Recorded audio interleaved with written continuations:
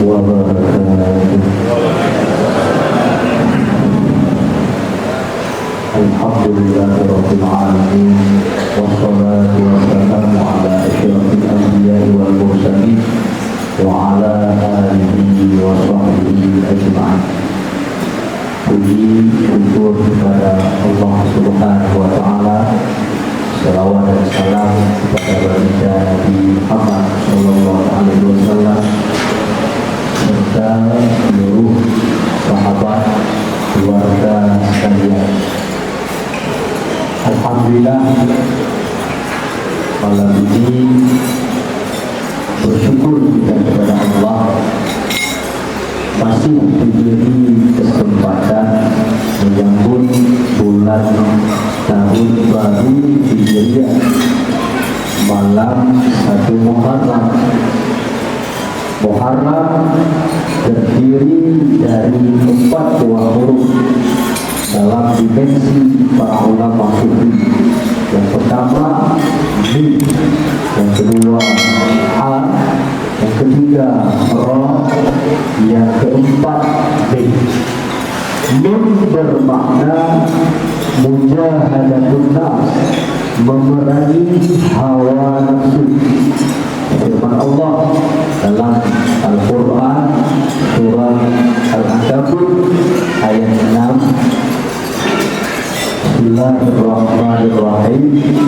Wa man jahada fa innama yujahidu li nafsihi innallaha la ghaniyyun 'anil 'alamin. Barang siapa yang berjuang atau berjihad, maka sebenarnya ia berjuang untuk melawan nafsunya sendiri.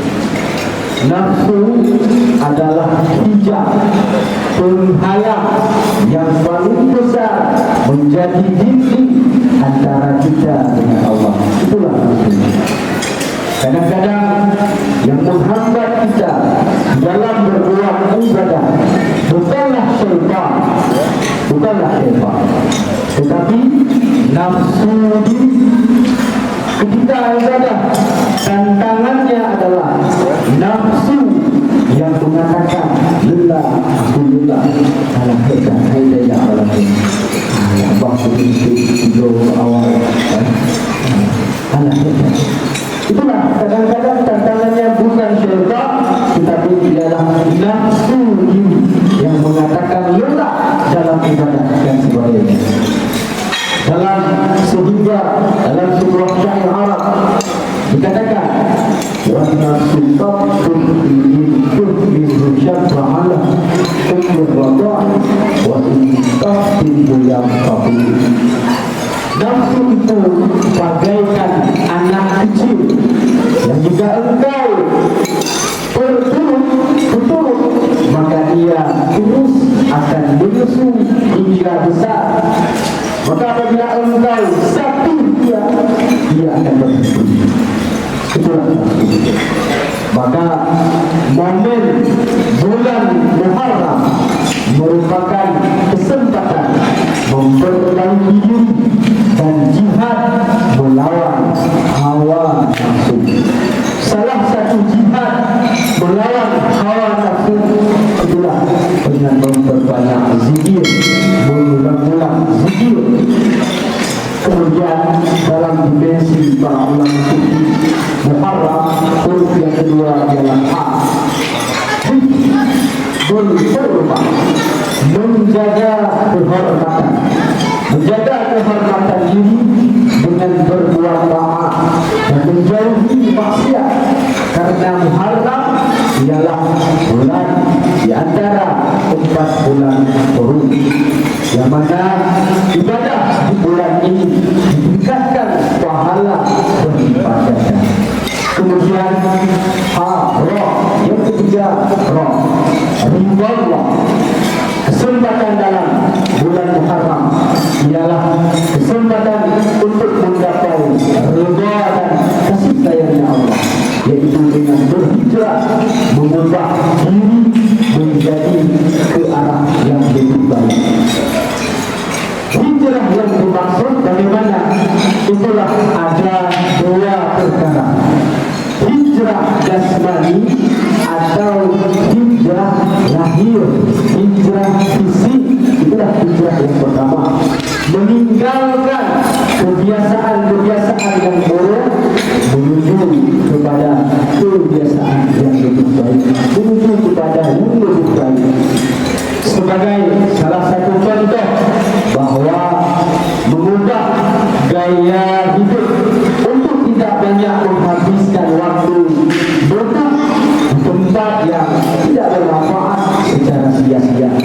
Dalam hal demikian, kita harus berhijrah, meninggalkan kebiasaan itu dan mulai memperbanyak duduk di tempat yang baik dan bermanfaat, seperti masjid, mushola, tempat-tempat pengajian, majelis-majelis zikir, tempat pengajian, majelis ilmu untuk mengkaji, untuk mempelajari ilmu agama. Begitu pula hadirkan diri di majelis zikir, majelis salawat kepada baginda Nabi Muhammad SAW. Dalam hal ini Rasulullah bersabda, "Min husnil Islamil mar'i tarkuhu ma la ya'ni." Di antara tanda-tanda kebaikan keislaman seseorang adalah dia meninggalkan hal-hal yang tidak bermanfaat baginya. Adapun yang kedua, hijrah rohani. Hijrah rohani ataupun hijrah mental, inilah yang paling penting, yaitu meninggalkan sifat-sifat tercela, sifat-sifat mazmumah, sifat menghina, meremehkan orang lain, berbohong, menipu, iri, dengki, dendam, angkuh, menghina dan meremehkan orang lain.